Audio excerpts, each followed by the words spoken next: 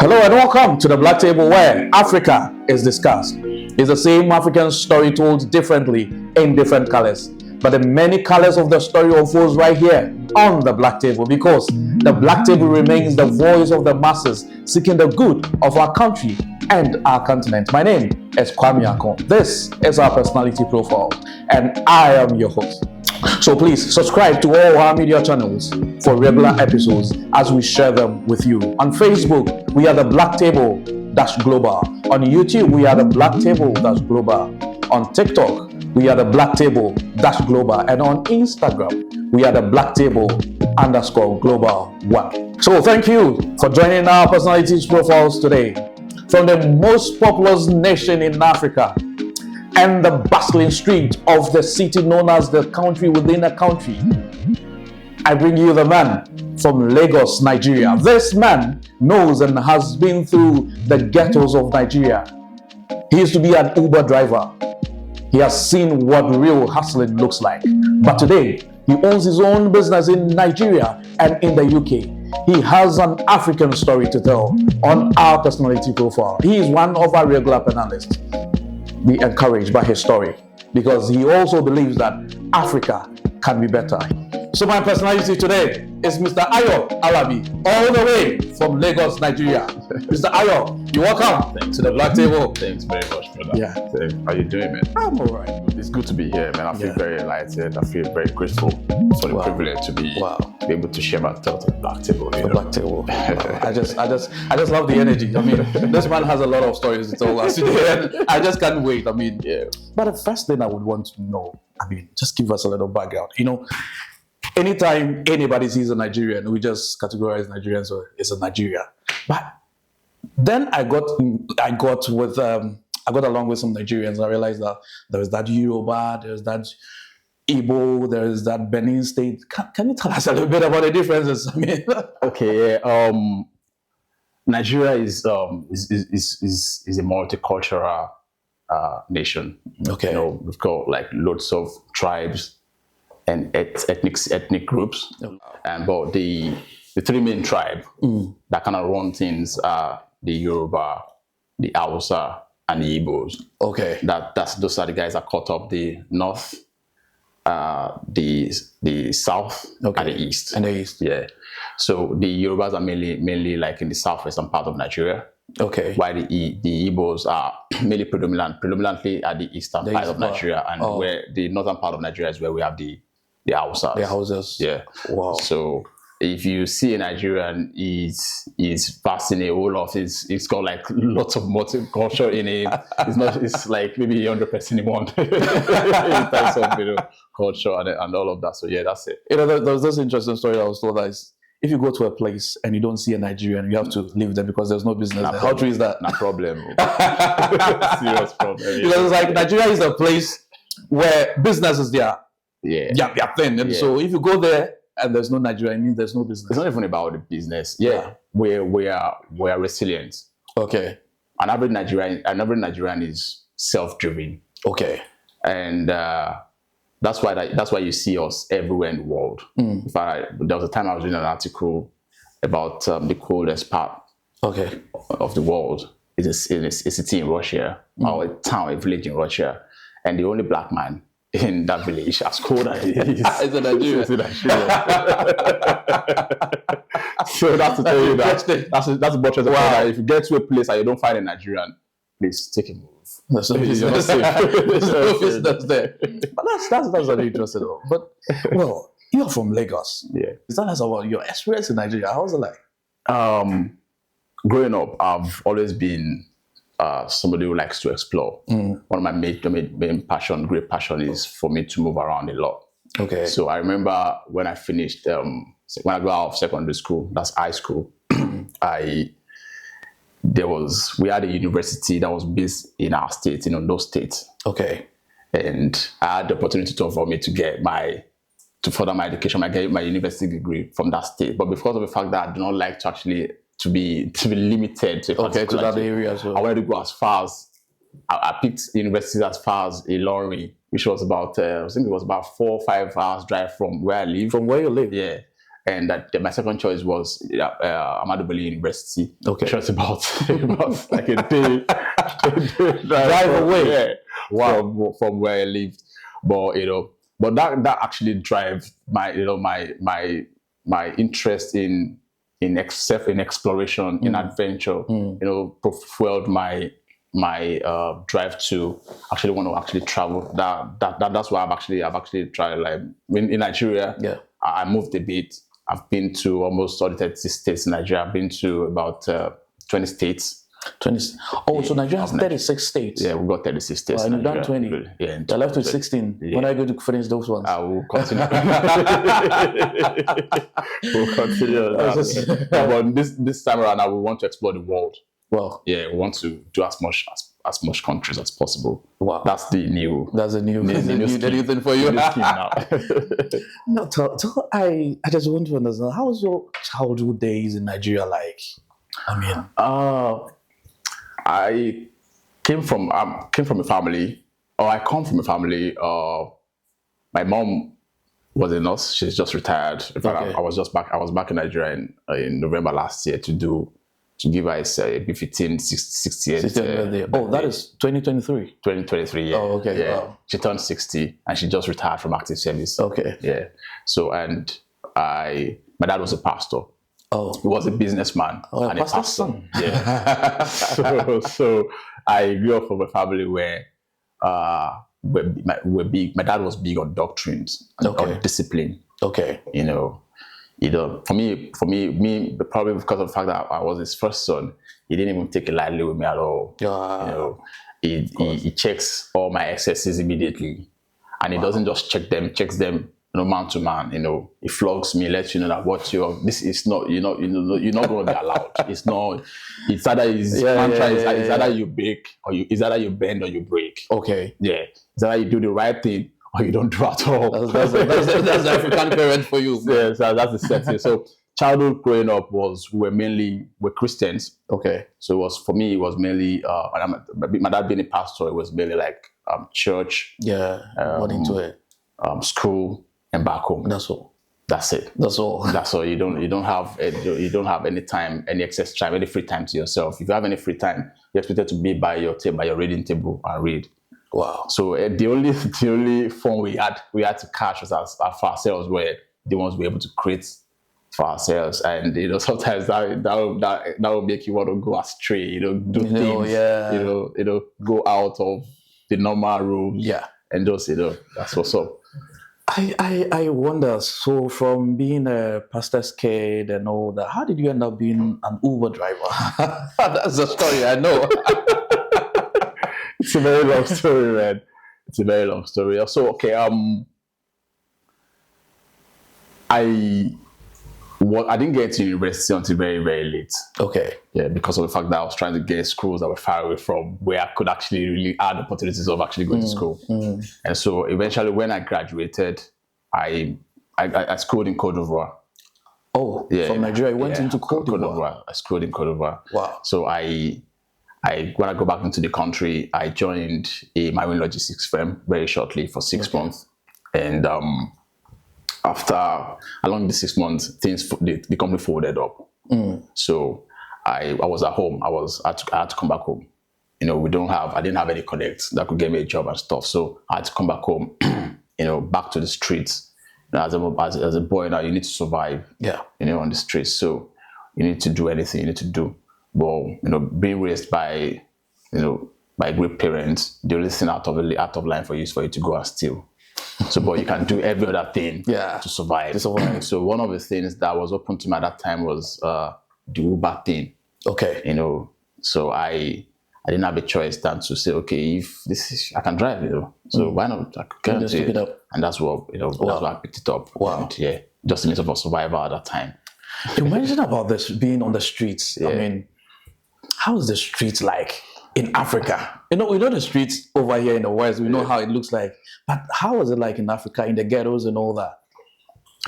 The street is not easy. When you say, you change his accent immediately. Is it? It's not easy. No love for the streets. But it's interesting because I will say that the street made us what we are today. Yeah. You know, the street built the resilient spirit in us. Okay. You know, because getting out on the streets where you don't have a father, you don't have a mother, but you need to survive. You know, you have to do what you need to do to survive. And on the streets, everybody wants to grow, and you know, people want to match you to grow. Wow. People want to step on you to grow. Yeah. So it's survival. So it's survival on the streets that makes you the man, you know, that builds you into the personality that you are today. Either the bad side of things, you can either get into the bad side of things or into the good side of things. I'm not judge of character, but you know, there's always the two sides of, you know, so it's either the bad side. So all the good sides. So it is whatever you actually your run on the streets that, you know, builds you into the person you want to be. Yeah. Wow. So then we marched from the streets. We built up some energy, resilience, and we built the character and all that. How did it happen that you landed yourself in the UK? I thought that was a very good one. You know, literally, really, UK wasn't my choice of country. It wasn't my choice of country. It was everybody, you know, every Nigerian kid now. Most people know Nigerian kids. Everybody wants to go to the US and all. I tried. I got an admission to start to do masters in the US at some point. So I tried to apply for the visa. It didn't pull through because of some agency errors and all of that. So I had to fall back. You know, it's a big heartbreak when you get like a visa from the United States. And that's it. So we have to, you know, trip back home, and we faced the hustle back, you know, and that was the period where I started my company and all of that. So at some point, a friend called me and said, man, there's an opportunity for you to actually do your master's in the United Kingdom. And for me, because of my passion for personal growth, I jumped up on it immediately. Straight up. And that's how I find myself, Wow. That's an interesting view. That's an interesting story. I mean, you know, he just moved from the street and straight. Yeah. Now he decided to do his master's. That's encouraging. But now you believe in Africa. I do. You believe in Africa. Now, if I give you the opportunity to talk to people on the street, because not everyone on the street today have been able to make it. Some are still there. But you're able to get out of it and made life better. Now you have a business. You have businesses running for you. What would you tell the people on the street? Your situation right now does not determine your tomorrow. Yeah. To give a very, very little story, the office I use in Lagos at the moment was an office where I literally used to walk from my apartment, then where I was living in trenches. I used to walk about 30 minutes down to the office. Sometimes I walk to the office without even food in my stomach. Wow. And you know what I do in the office when I get to, nothing happens in the office. Nothing happens there. It was just my boss who gave that to me to just give us. It was where we used to just sit down. So nobody was coming there. But I saw the place. I envisioned the place as an office I want to use later in life. So I go to the office and I dream. That's the only thing I do there. I just leave home. I wake up, dress up. I dress up, put on my t-shirt if I'm going to work. And I go to the office. Wow. And I sit down in the director's place and I just sit down. And the only thing I just do there was to just dream. Dream about it. About what I want. And it's happening there at the moment. Wow. Yes. So dreams are real. At the same time, but you need to actually also wake up to your dream. I love this story, viewers. I mean, this is somebody who just dreamt about the tomorrow whilst he was in the today. This is so encouraging. Now, if you look at your business running in Nigeria now, what is the attitude towards your business compared to what you have witnessed here in the UK? It's huge, you know. It's quite unfortunate that everybody just wants to make money. But you see, life has got its basic principles. Yeah. There's no shortcut to success. There's no shortcut to life, and you need to work. Even the Bible said it. You need to work to eat, to earn. So even if you feel like you're cutting corners and you are, making it, probably you will come back to that point. Okay. Because it's life basic principle. Yeah. You need to work. But it's different out there because the complacency level in the workforce, in the stars, in the youth right now, there is, it's really, really high. Nobody wants to put in effort anymore. Nobody wants to do things. So that spirit is being brought into the workplace. Yeah, the workplace. And it's really challenging for us, because sometimes you have to be on your toes 100% to make sure that things are going. But when you actually really want things to go, there are still these elements that still want to pull your energy back, pull you back. But it is what it is, man. You have to just keep pushing a lot against all odds. Okay. Yeah. So if you really, really want to, let's say you don't have a business in Nigeria and you've got some money on you. Yeah. Would you still want to run a business in Nigeria? Of course. Okay. Why? Of course. The reason why I have my business in Nigeria, why I kept it running, because when I got the opportunity to travel to the UK, my very first concern was my business. Okay. Because I'm pro-Nigerian. I love my country. I'm a Yoruba boy. I love being Yoruba. If I come back again in the next life, I'll come back as a Yoruba boy. Wow. I'll come back African. Wow. I'll come back Nigerian. I love Africa. I love being black 100%. And one thing I want for myself to live is to leave a legacy in that part of the world where I come from. Okay. I want to be remembered for a particular thing. Okay. And what I want to be remembered for is bringing development, solving employment issues, bringing solutions. Okay. I believe that Africa has got everything it takes to progress. But it won't just progress on its own. All right. But it needs our input to progress, and that's the main reason why my business back there is still there. It's still running. That's why I started a business back there. Wow. Yeah, just to bring solutions. Okay. Now somebody would have asked, you're in the UK. It's fine here. Why do you still want to be an entrepreneur? What is motivating you? What's pushing you to go? For entrepreneurship, it's I think I got that trait from my dad. Okay. Yeah, because my brand name is FTF. That's his own company name. Cool. His own brand name was First Treasure Field. Okay. So he could not do so much. He tried his best, but at some point he actually went out doing. Now to continue that legacy, I rebranded that company into FTF. FTF, yeah. And I started it. Wow. So that's why I'm continuing the legacy. Okay. Yeah. Okay. So you just picked it from the dad and you're just running with so it. It's just a trade I got from my dad. And I let it run. I let the process keep running. Yeah. It started the first trophy thing. I kept it going. The guy rebranded it because for a business, rebranding is nice for business. Yeah. So I rebranded it into that. And I keep it going. So the entrepreneur spirit it's not easy to be an entrepreneur. I feel that, but when you have a passion for it, it just flows. Okay. You'll be able to. It's the passion that actually helps you, overcome the challenges that comes with it, because it comes with its own baggages too. Wow. Wow. Viewers, that's an interesting one. I mean, he's done so well with. Today, we are here. Yeah. Let's say you have the opportunity. I ask all my panelists. Yeah. You have the opportunity to have dinner or have coffee with a personality across the globe. I mean, if you have that opportunity to have the dinner with a personality all over, historical, whatever, who would you, dead or alive, who would you want to have this dinner with? And I've got just one shot. Whoa. Just one shot. Yeah, just one shot. My God. Life hasn't been this brutal. Just one person. Okay.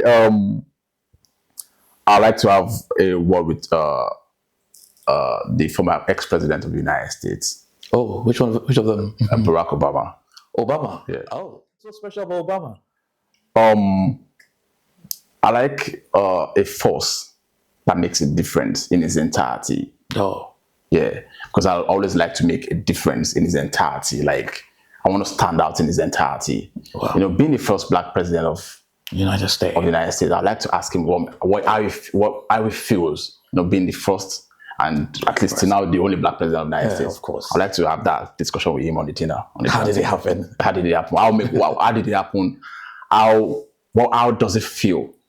Being that color and being the world's most powerful person. Yeah. Wow. That's an interesting one, Obama. Okay.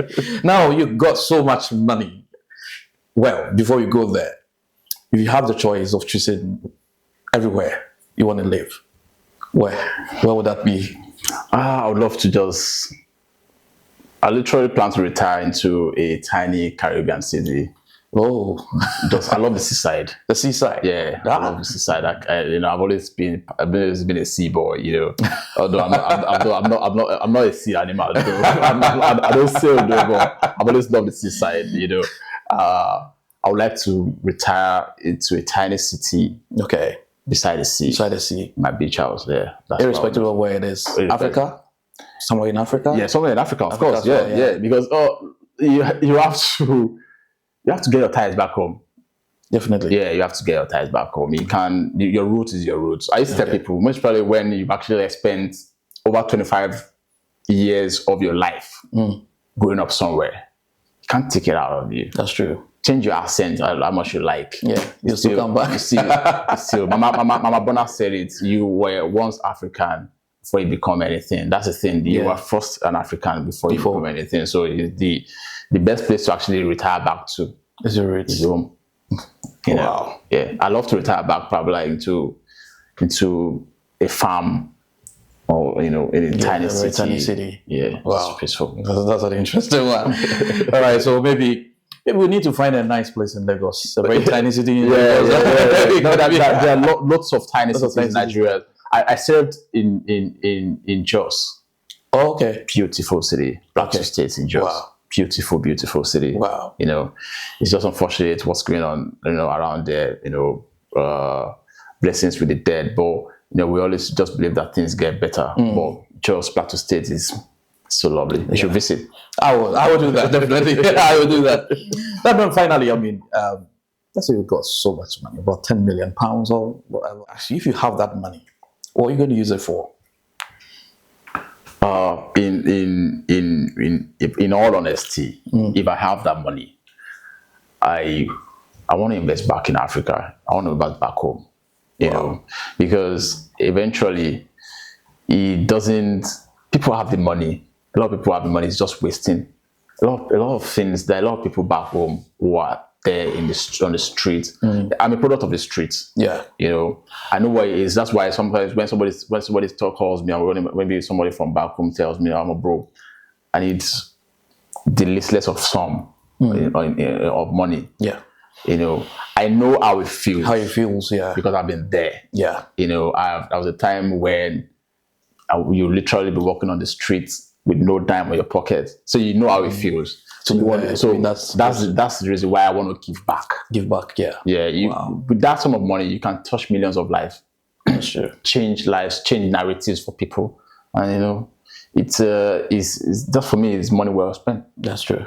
That's true. But now a very controversial one.